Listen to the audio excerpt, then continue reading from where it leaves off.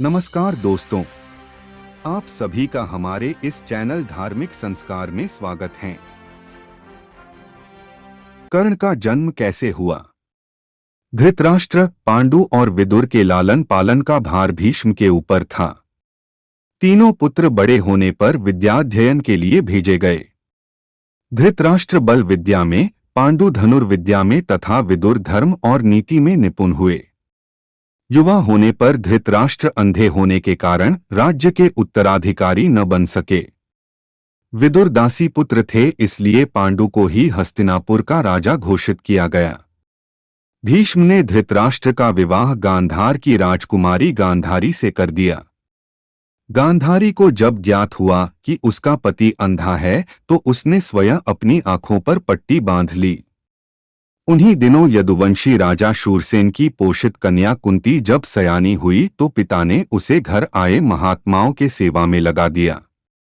पिता के अतिथिगृह में जितने भी साधु महात्मा, ऋषि मुनि आदि आते, कुंती उनकी सेवा मन लगाकर किया करती थी। एक बार दुर्वासा ऋषि आए। कुंती ने उनकी भी मन लगाकर सेवा की। कुंती की सेवा से प्रसन्न होकर दुर्वासा ऋषि ने कहा, पुत्री, मैं तुम्हारी सेवा से अत्यंत प्रसन्न हुआ। आथ तुझे एक ऐसा मंत्र देता हूँ जिसके प्रयोग से तू जिस देवता का स्मरण करेगी वह तत्काल तेरे समक्ष प्रकट होकर तेरी मनोकामना पूर्ण करेगा। इस प्रकार दुर्वासा ऋषि कुंती को मंत्र प्रदान करके चले गए। एक दिन कुंती ने उस मंत्र की सत्यता की जांच करने के लिए एकांत स्थान पर बैठकर उस मंत्र का जाप कर सूर्यदेव का स्मरण किया। उसी क्षण सूर्यदेव वहां प्रकट होकर बोले, देवी, मुझे बताओ कि तुम मुझसे किस वस्तु की अभिलाषा करती हो। मैं तुम्हारी अभिलाषा अवश्य पूर्ण करूंगा। इस पर कुंती ने कहा, हे देव, मुझे आपसे किसी भी प्रकार की अभिलाषा नहीं है। मैंने तो केवल मंत्र की सत्यता परखने के लिए ही उसका जाप किया है। कुंती के इन वचनों को सुनकर सूर्यदेव बोले, हे कुंती, मेरा आना व्यर्थ नहीं जा सकता।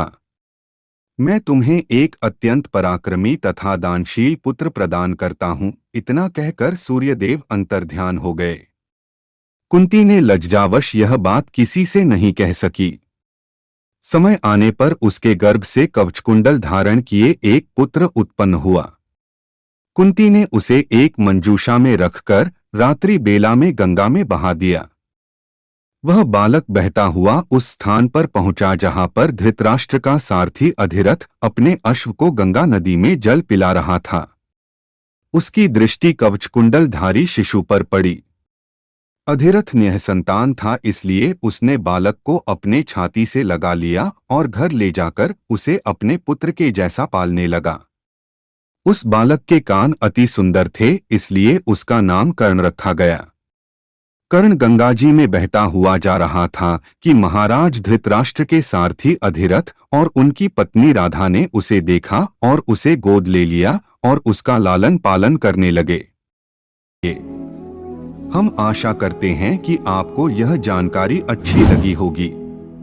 अगर अच्छी लगी हो तो वीडियो को लाइक करें और हमारे चैनल को सब्सक्राइब करने का कष्ट करें।